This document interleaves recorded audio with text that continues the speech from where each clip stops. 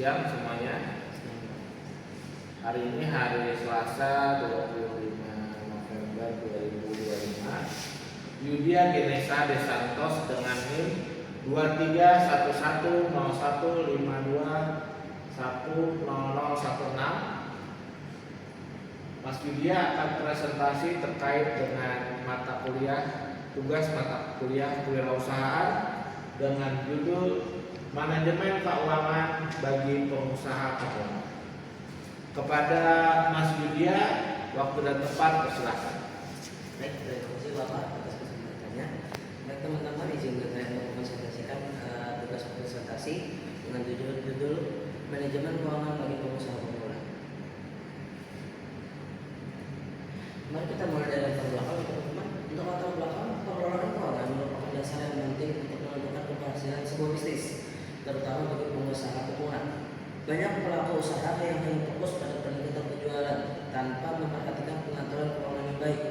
Padahal manajemen keuangan yang terarah membantu menjaga stabilitas bisnis, mempermudah pengambilan keputusan, dan memastikan usaha berjalan secara berkelanjutan.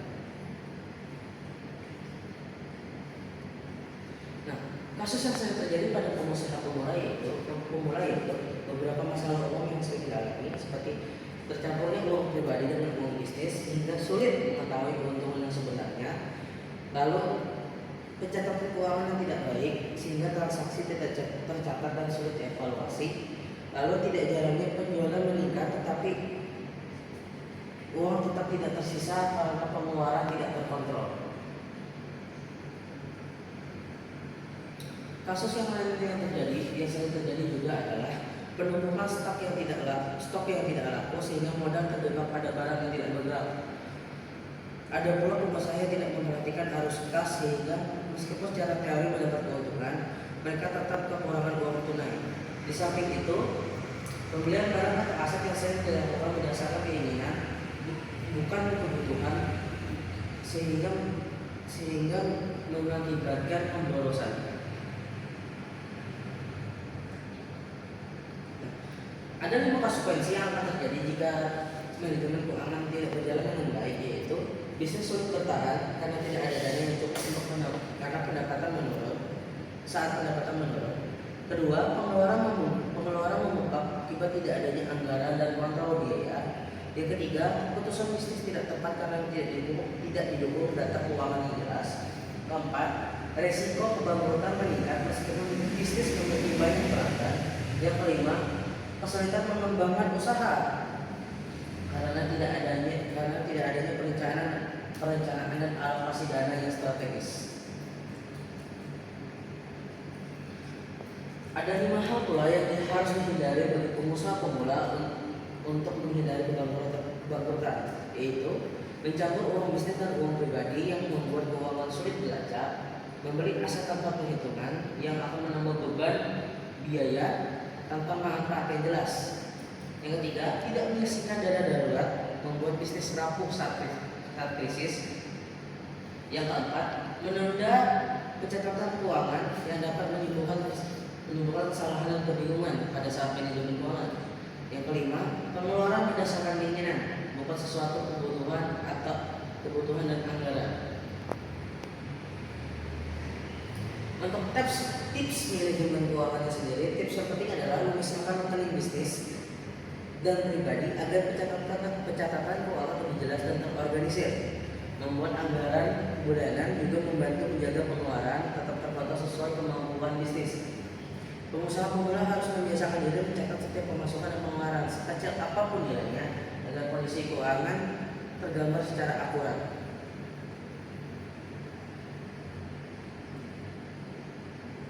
Tips manajemen keuangan yang lain adalah pengeluaran arus kas harus dilakukan secara rutin sehingga dana cukup untuk operasional sehari-hari. Menggunakan software atau aplikasi pembukuan yang dapat membantu mencatat dan memantau transaksi dengan lebih efisien dan minim kesalahan. Selain itu, menyisihkan dana ekstrak minimal 3 hingga 6 bulan biaya operasional penting untuk menghadapi kondisi yang tidak terduga. Absolutely.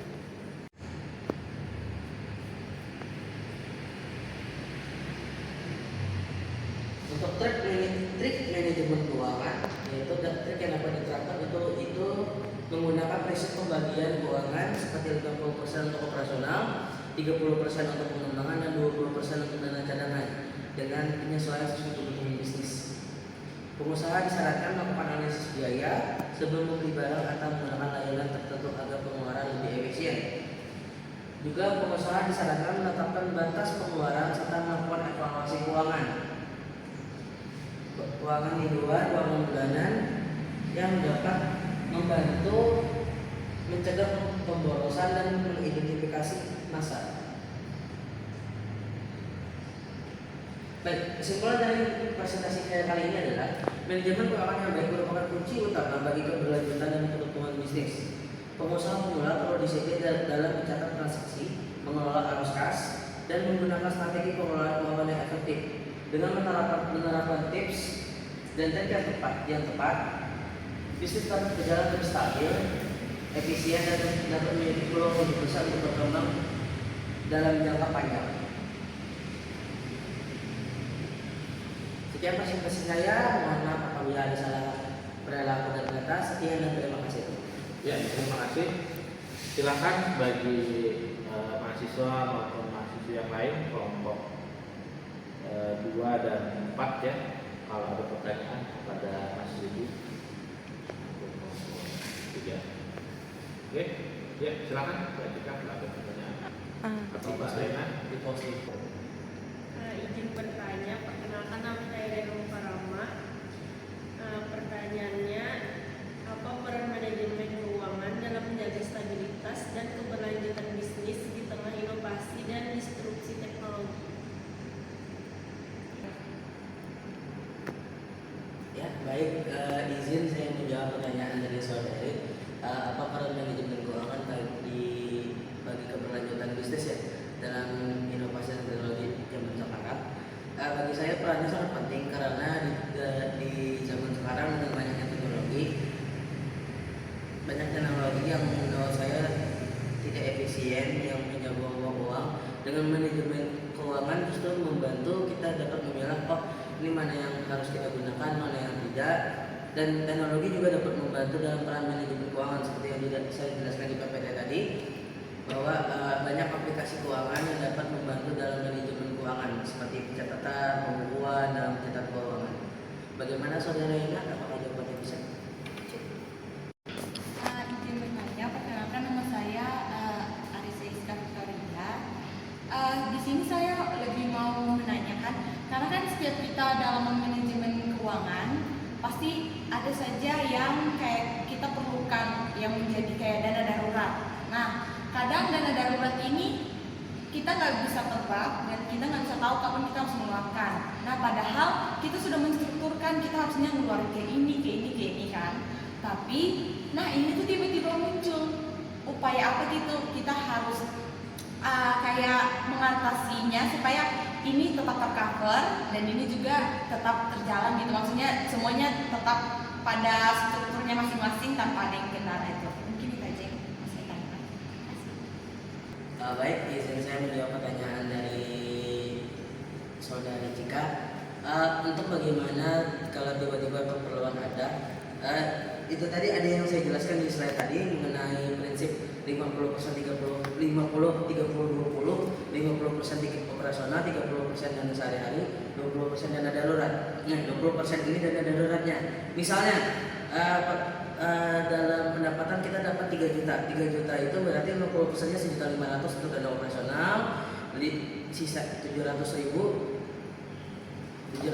misalnya untuk pembelian produk apa segala macam. Nah, 300.000-nya itu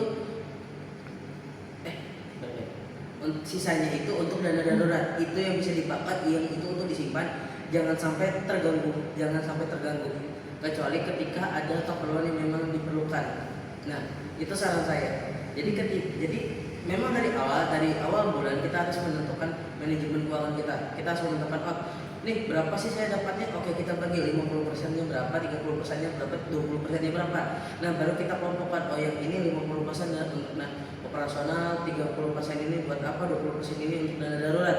Nah, dana darurat ini yang tidak boleh diganggu gugat kecuali memang ada keperluan mendadak. Bagaimana Cika? Jawaban dari saya? Oke, panas. Terima kasih. Ya. Demikian. Baik, Bu. Ya, oke. Demikian kiranya sesi diskusi dan tanya jawab. Sampailah kita ke sesi terakhir yakni penutupan ya. Silakan Mas Widya dapat menyimpulkan dan menutup presentasi ini. Baik, kesimpulan dari saya bagi teman-teman mahasiswa dan pengusaha pemula, belajar manajemen keuangan karena dalam kita berbisnis dan kita memulai usaha tidak hanya bagaimana seberapa banyak pelanggan kita, seberapa banyak yang kita dapat, tapi yang terpenting adalah bagaimana usaha kita tetap berlanjut dalam jangka panjang, usaha kita dapat bermanfaat bagi orang di sekeliling kita, dan bagaimana kita dapat mewadahi bagi orang untuk lapangan pekerjaan sebanyak-banyaknya. Itu dulu kesimpulan dari saya. Sekian presentasi saya kali ini. Sekian dan terima kasih. Selamat siang. Ya, selamat siang. Kita beri aplaus kepada Widya yang telah presentasi dengan baik. Untuk selanjutnya nanti silakan mahasiswa-mahasiswa semua dapat meringkas atau memberikan summary ya terkait dengan materi yang disampaikan oleh Mas Widya, yakni manajemen keuangan ya atau financial management. Ya, demikian kiranya perkuliahan kita hari ini terkait dengan mata kuliah kewirausahaan atau entrepreneurship. Semoga ilmunya dapat bermanfaat. Akhir kata, wabillahi taufiq wal hidayah. Assalamualaikum warahmatullahi wabarakatuh.